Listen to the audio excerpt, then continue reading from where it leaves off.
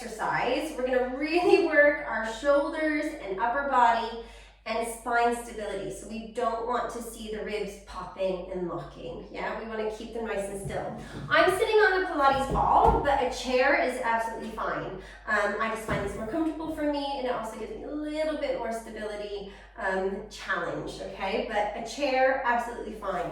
We do want to make sure that those knees are right at 90 degrees, okay? So I'm just going to lay my band across my legs, because I will use it in a moment. And I'm just gonna find this really tall posture and think of the eavesdropping with the back of the head. So remember, if there was a person standing behind you having a private conversation that you wanted to listen in, just think about eavesdropping to help get that head in that back posture. So we're gonna do Barbie arms. Arms are down by your side, so just like Barbie when she couldn't move her hands.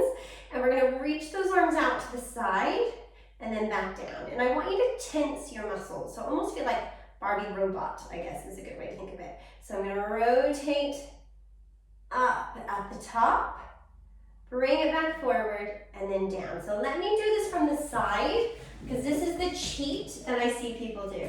So they have that lovely spine. Imagine that dowel or roller is tied to you. They go up, up, up, up, up, and then they lift and let those ribs pop. You see how they went forward? We need to keep the ribs down as those arms go up and then forward, okay? So that's your challenge. So if you're not sure, get that broomstick and tie it to you to have that reference, okay? So here we go, Barbie arms. We go up. I like to breathe in here and then exhale, because that helps my ribs stay down. Watch the elbows don't drop, keep them right at 90. Bring it back forward and then close. Breathe in, exhale.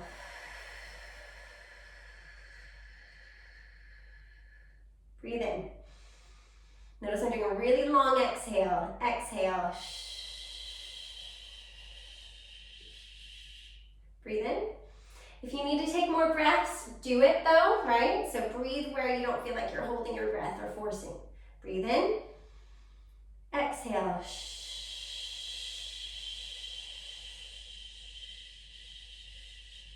Again.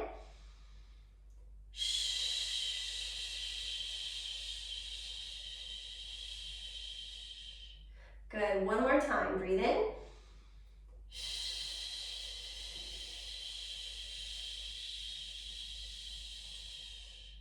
And if you want to make this a little more challenging, you could hold light weights into the hands to do this as well. So that's really working those rotator cuff muscles. Now I'm going to take my band and I take it across my hand like so. So palms are up, and I'm just going to gently hold. So it's not the biggest tension. And this band is kind of a medium length, so if you have a really light band, you might want to hold your hand closer together. If it's a really heavy one and thick, you might want to start with those hands further away.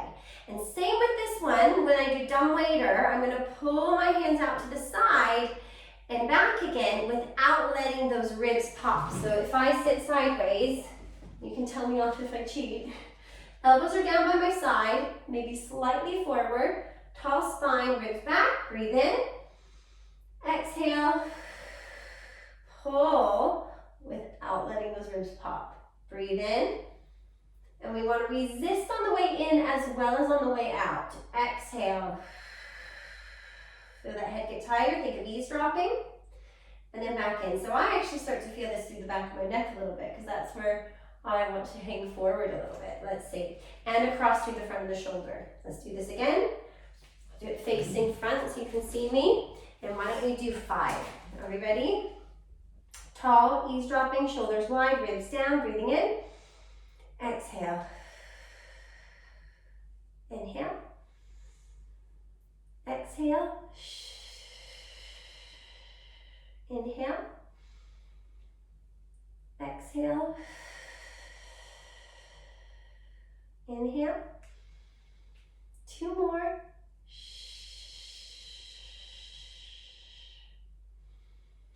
And last time.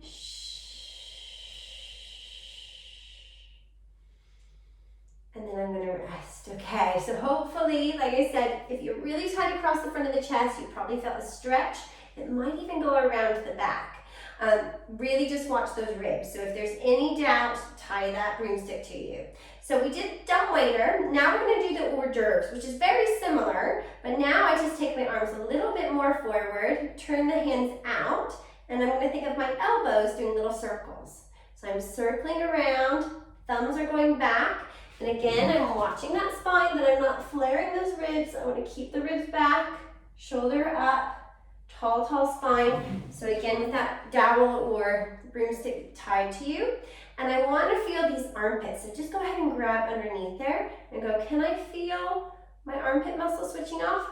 If you can't, your shoulders are probably up, okay? So feel that. Shoulders are up. This doesn't switch on. Shoulders down. I can activate that a little bit more. So we're just circling. Good. Nice and through. Ribs stay down. Mine are wanting to go forward. Tall spine, eavesdropping. We should really, really be feeling this. I definitely am. And 4, 3, 2, 1.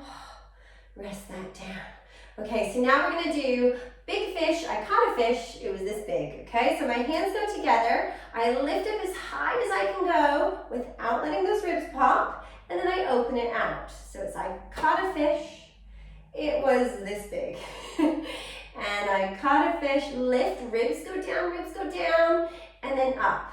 So again, from the side, just to give you that view, hopefully you have that down. We go up, not up. See how my back's lifted my arms? I want to see this, and then around. I caught a fish. It was this big. 3 more. I caught a fish. It was this big. Ribs down and open. And then again, and open and rest. How did that feel? Okay, let's finish with a little neck stability and a little stretch. So we're gonna take our head looking over to one side. Again, still checking, am I in the right spine position? Come back to the front and I'm gonna gently press. I'm still trying to turn my head, but I'm stopping it. So I'm pushing, pushing, pushing, listening and eavesdropping behind me, ribs are down. And sometimes you can feel a little lightheaded when you do this, so just to give you that little warning, release, and then turn the head and see if that feels freer. Hopefully, yes. Let's go to the other side. Looking to get that range. And then again, fingertips to the side, and I'm kind of probably pushing about 30, 40% most. It's not like 100% effort. Ribs are still down. Eavesdropping behind me. Release, and then see if that's freed it up. And let's do it again. And then over. This is a great one to do if you've had to sit at the desk, or you've been nursing a lot, or picking up toys all day, working, everything, all the above maybe. Keep trying to turn your head, release, and then let's do it one more time. Pressing, pressing, lengthening, ribs down, shoulders open. Make sure you can still feel your butt bones underneath you. Those ischial tuberosities is what they're actually called. Push, push, push. And then we release and turn that head to see if it feels better. Good, now I'm gonna interlock my fingers, place them behind my head, and notice my elbows are forward. They're not completely open, okay? Now I'm gonna push my head back, and I'm gonna slide those shoulders up and then down. And then I'm gonna rotate just the quarter. I'm taking my body, I'm not letting my elbows do the move. Come back to the middle.